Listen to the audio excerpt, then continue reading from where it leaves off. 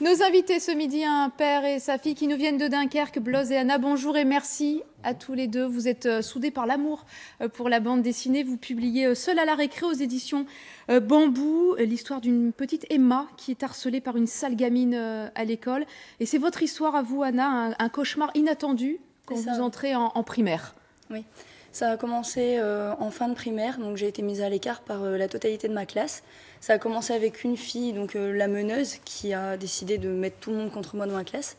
Et je me suis retrouvée complètement isolée, et plus d'amis, plus rien, complètement mise à l'écart. Des parents à qui en parler, Blaise, vous avez ressenti le changement, le poids aussi du secret que portait votre fille à l'époque? On a vu des changements physiques, on a vu ses notes chuter, on a vu qu'elle était plus très bien, alors qu'habituellement elle est plutôt expansive, elle était bien dans sa peau. Le manque d'envie d'aller à l'école, enfin plein de petits signes comme ça, sans réussir à mettre vraiment un nom là-dessus, jusqu'à ce qu'elle craque un soir et qu'elle nous dévoile tout. Vous pointez du doigt en croquis cette différence entre d'un côté une cellule familiale qui est soudée, parce que vous allez essayer de trouver des moyens pour faire face à cette Clarisse ensemble, et puis de l'autre une direction de l'établissement qui est assez fermée. Vous trouvez encore que dans les établissements aujourd'hui on ne voit pas assez le harcèlement, Anna? Oui, bien sûr. Dans mon école, la directrice, les profs, personne ne voulait en entendre parler. Mes parents ont été plusieurs fois donc rencontrer la directrice pour discuter de mes problèmes, tout ça. Et elle leur faisait clairement comprendre que c'était moi le problème, que j'étais quelqu'un de pas très sociable et que il n'y avait pas de harcèlement dans leur école.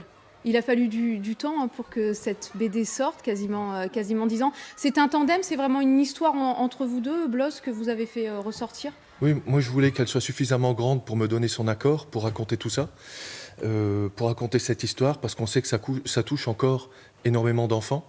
Et on s'est dit que, étant dessinateur de bande dessinée, j'avais justement là peut-être le bon support pour que les enfants lisent quelque chose qui parle de harcèlement, mettent un nom là-dessus, et peut-être libèrent un peu la parole avec les parents, et peut-être que l'album pourra rentrer à l'école. Parce que rien n'est... Il y a le côté tristesse, évidemment, mais voilà, il y a du gag, on va chercher quand même des sourires chez celui qui... On a voulu faire quelque chose de positif, de montrer aux parents, aux enfants d'abord, que voilà, c'est pas...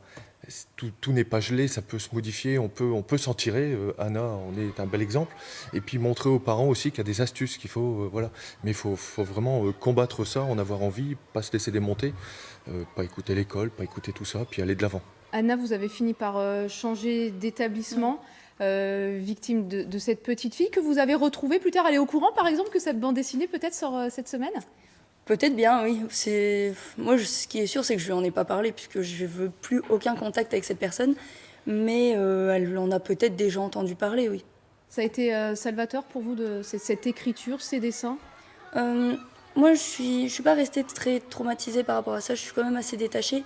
Mais c'est vrai que quelque part, ça fait du bien d'en parler, de se dire il y a peut-être des enfants qui sont dans la même situation que moi et qui pourraient s'en sortir ou trouver quelques solutions en lisant des livres comme ça qui sont au final à leur portée, qui positivent. Vous avez clairement envie de vous balader, par exemple, devant les établissements avec cette bande dessinée?